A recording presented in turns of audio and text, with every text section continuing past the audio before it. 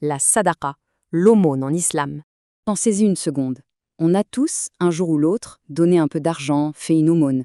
Mais est-ce qu'on s'est déjà posé la question, et si la façon de donner, et même le moment où on donne, pouvait absolument tout changer?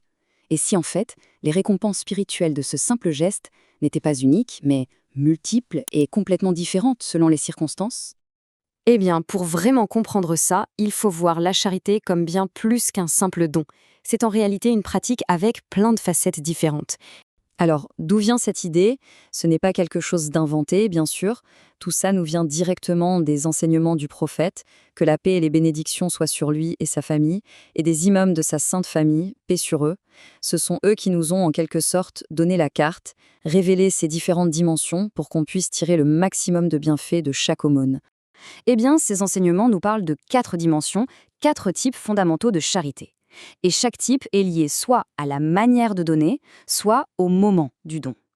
Les voici, ces 4 catégories. C'est assez simple à retenir. D'un côté, on a la sadaqa faite en secret, discrètement, sans que personne ne le sache. Et son parfait opposé, la sadaqa faite publiquement, au vu et au su de tous. Et de l'autre côté, on a le facteur temps. L'aumône donnée pendant la journée et l'aumône donnée pendant la nuit. Qu'Allah nous donne la facilité de pratiquer la sadaqa sous toutes ses formes, que ce soit en secret ou publiquement, de jour comme de nuit. Qu'il accepte nos efforts et qu'il fasse de nos aumônes un véritable bouclier pour nous protéger de toute mauvaise fin. Parce qu'au final, comprendre tout ça, ce n'est pas juste de la théorie.